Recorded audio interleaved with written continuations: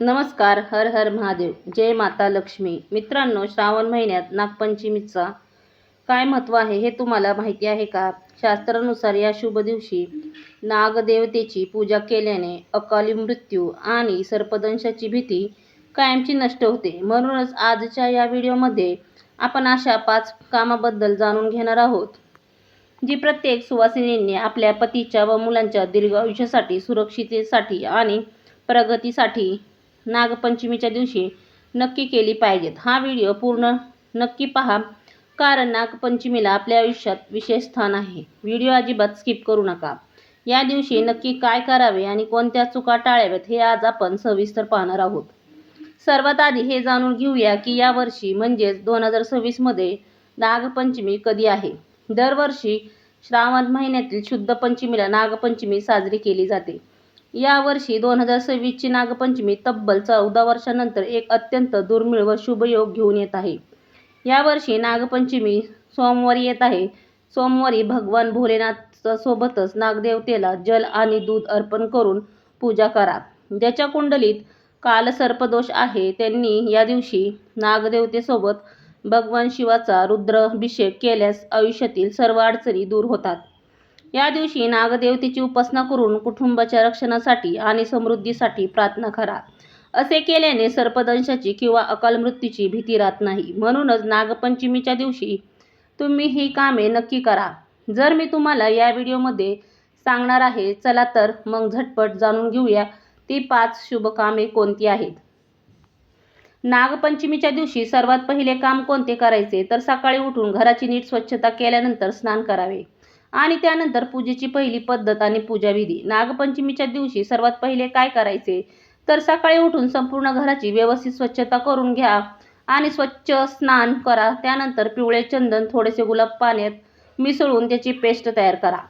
आजच्या दिवशी घराच्या मुख्य दरवाजावर किंवा देवाघराच्या भिंतीवर शेणाने अथवा पिवळ्या चंदनाने नागदेवताचे चित्र काढा किंवा प्रतिमा काढली जाते. या प्रतिमाची हळद, कुंकू, अक्षता आणि ताजी फुले वाहून पूजा केली जाते. पूजा झाल्यानंतर हात जोडून नागदेवतेला अशी प्रार्थना करा, हे नागदेवता, माझ्या पतीचे, मुलांचे आणि संपूर्ण कुटुंबाचे सदैव रक्षण करा.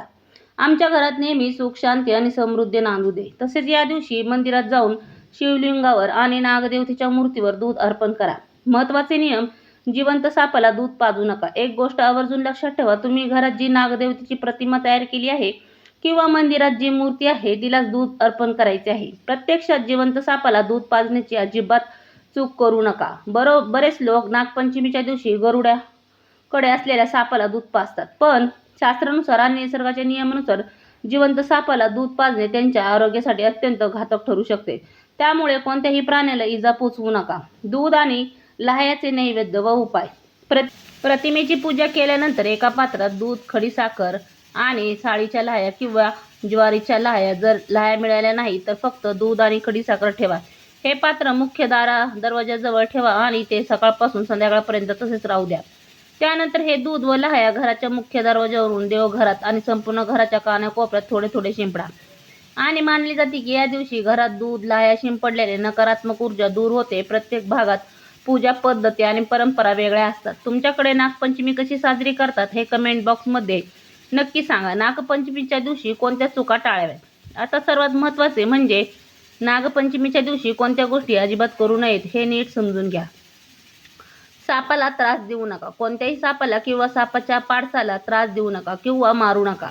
दुसरा, लोखंडाचा तवा म्हणजेच कढई वापरू नका. या दिवशी स्वयंपाकघरात लोखंडाचा तवा किंवा कढई वापरणे वर्ज्य मानले जाते. त्यामुळे तव्यावर भाजल्या जाणाऱ्या गोष्टी जसे की पोळी, भाकरी किंवा पराठे या दिवशी बनवू नयेत. या दिवशी बहुतांश ठिकाणी वाफेचे पदार्थ जसे की उकडीचे मोदक, दिंड किंवा कानवले बनवले जातात.